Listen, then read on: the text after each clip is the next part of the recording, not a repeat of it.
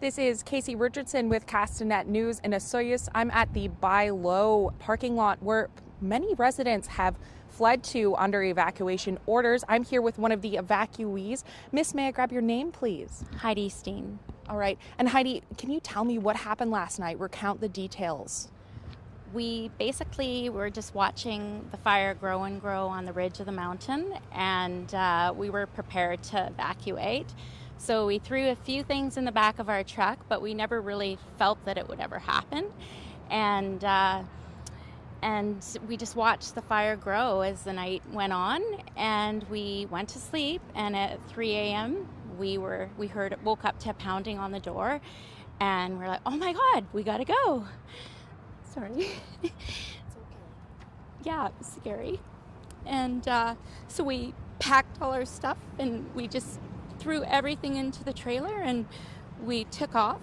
And it was really hard because our best friends were with us, and they rented a trailer, and their trailer had to stay there.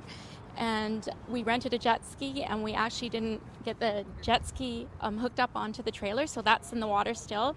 Our friend's trailer and their kayaks. So yeah, now we're here camping out at Buy Low Foods, and not really knowing what to do next, because I don't know if we're going to be able to go back to the campsite. But we've had a lot of locals come here and offer their places to us, and yeah, it's been just kind of surreal and a crazy experience. Yeah. And are you a local yourself?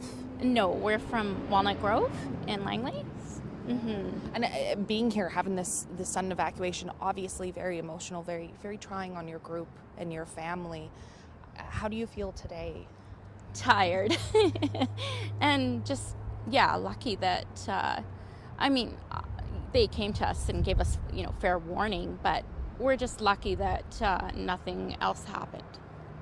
And you said that the rest of your campground was evacuated out, but they seem to have done it in stages? Yes, they did, which we weren't aware of. And we were one of the first area of the campsites that they evacuated. And then we were the first ones in the parking lot here. And then within an hour or two, it just filled up with RVs and trucks and trailers. And everybody was just telling us that they, the knock came on the door at like 5:30 or 4:30. And so it was really smart, because I couldn't imagine getting out of that huge campground all at once. Mm-hmm. Yeah. And you said last night this place filled up. There was even people sleeping on the ground? That was this morning. Yeah, at 3 in the morning. Yeah, there were people sleeping on the ground, people in, lawn chairs, some on the ground, just sitting there, people sleeping in their trucks, in their trailers. And being out of town, how long were you planning on staying here, or do you know your plans going forward? Yeah, unfortunately, this was the beginning of our trip, and we've only been here for 2 days, and we were going to be here till Saturday and then move on to Christina Lake for another week.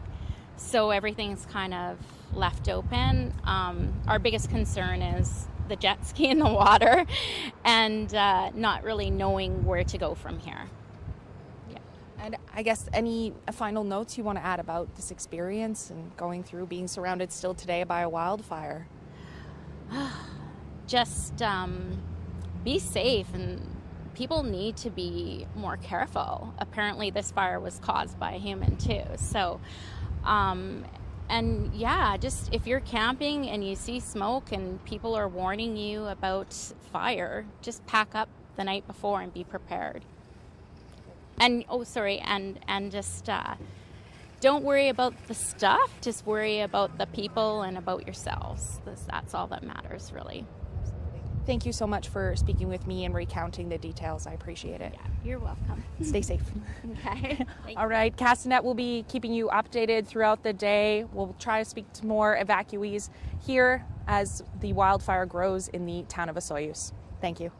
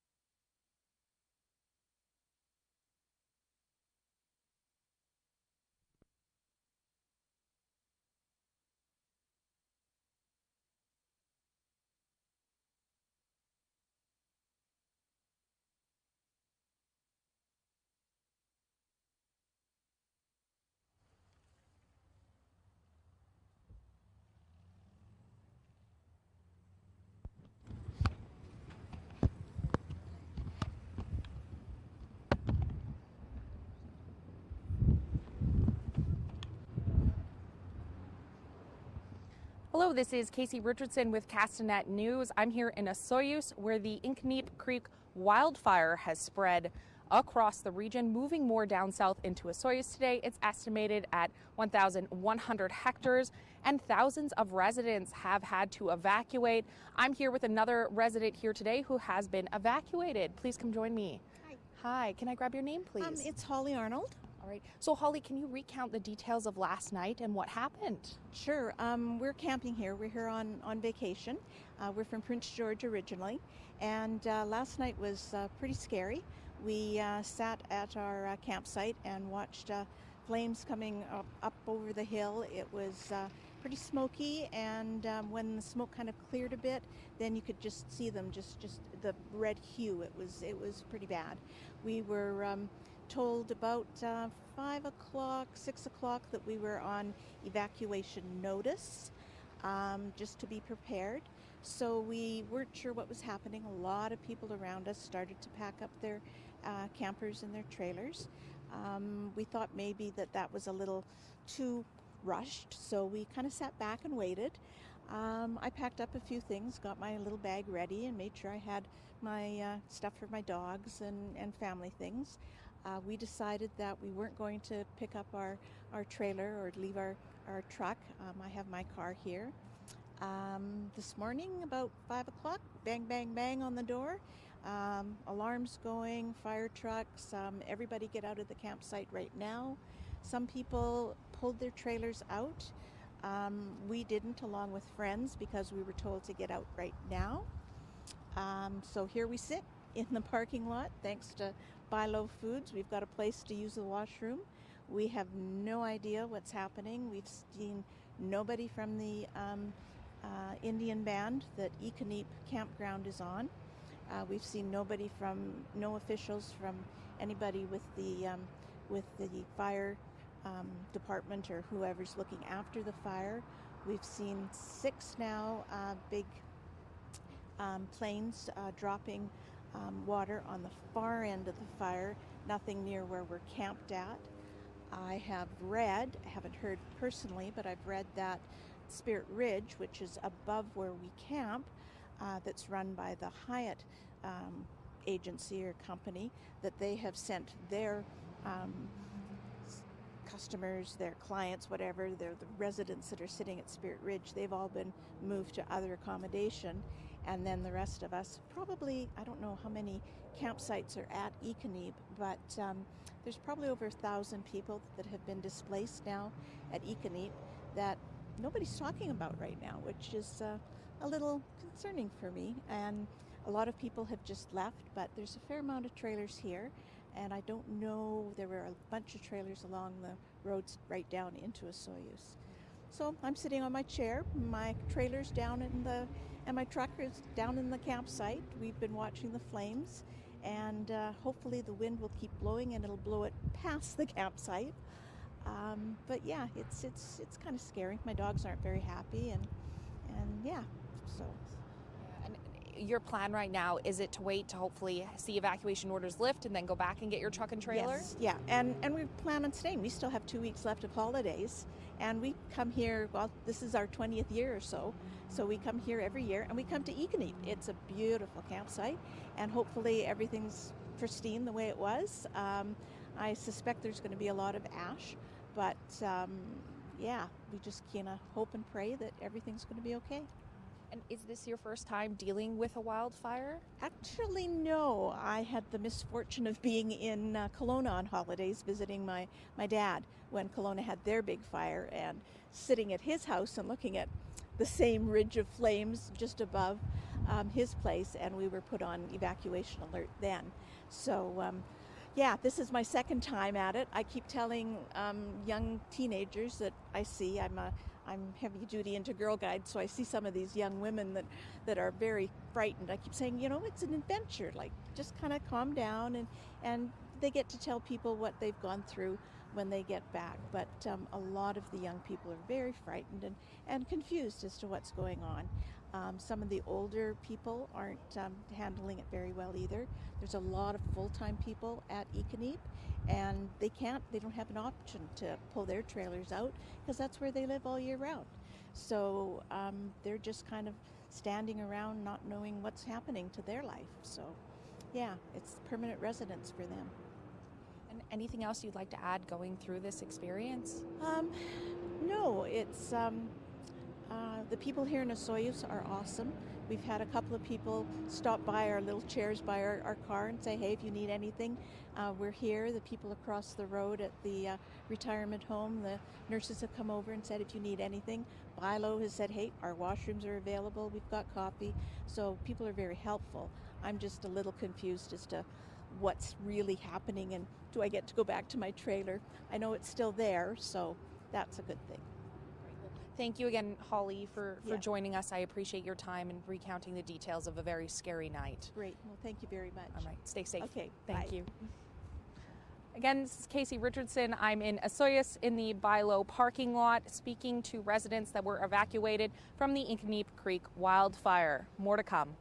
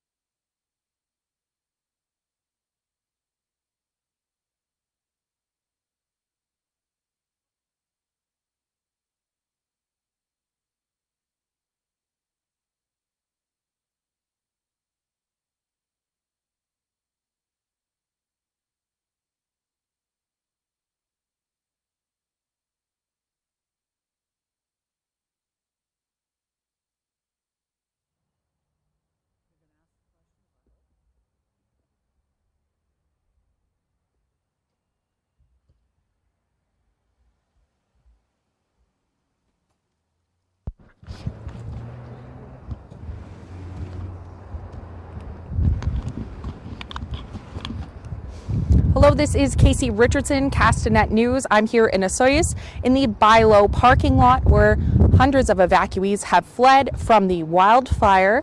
Many are camping out in the parking lot currently as they were told to evacuate and have nowhere to go. I'm joined by one of the residents. Please come on. All right, we'll get you a little more in the frame. Thank you so much. And may I grab your name, miss? Shirley Bryanton. So Shirley, can you tell me the details of what happened last night? Well, we lost power about 4:30 and it never came back on until after 8 o'clock. Okay, and so I just sat on the deck and crocheted away and then went to bed. And then all of a sudden, 6:30 this morning, there was a banging on the door, little dog barked, and I opened up the door and the fire guy was there and said we had to get out. So I just threw everything into bags, into the truck, and we left. Now, if everybody goes to Oliver, they can register at the Legion, and you get 3 meals for 2 days at whatever, and a hotel for 2 nights to help us out. Then after that, we're on our own. And did you head there into Oliver to get registered? Yes, I did. We just got back, so I thought I'd come in here and let some of the other ones know that they can go there to register, right? And where were you staying last night? In our fifth wheel, in the campground. So. And are you visiting or are you a permanent resident? We've been here for 7 years. We've lived in that campground. And having to leave, how did you feel last night being rushed out, or early this morning actually? Well, it just scared me. It startled me because I really didn't expect it. But it happens, so we're making the best of it. That's all we can do, and keep our fingers crossed that we'll have a fifth wheel to go back to. That's all I'm hoping for. So. Yeah, so you ran out of there basically in your truck, took what you could with you, and Yep. Grabbed a few photo albums and our prescriptions, our medicine for the little dog, and a couple changes of clothes, and threw it in bags and just threw her in the truck, case of water, and away we went. And what are your plans looking like right now? Well, we're going to stay in the hotel for a couple of nights, and we'll go from there and see what happens. That's all we can do, and hope that they get it out so we can go back home. That's what I'm hoping for. And anything else you'd like to share to people in the area? Not really, just for them to make sure that if they live in the campground, to make sure they register at the Legion, because they have services to help you out. Perfect. Well, thank you so much for joining me today. Stay safe. Okay, thank you. Thank you very much. Again, this is Casey Richardson, Castanet News here in Osoyoos, speaking to evacuees and residents who had to leave the area due to the Nk'Mip wildfire. Castanet will have more updates throughout the day. Thank you.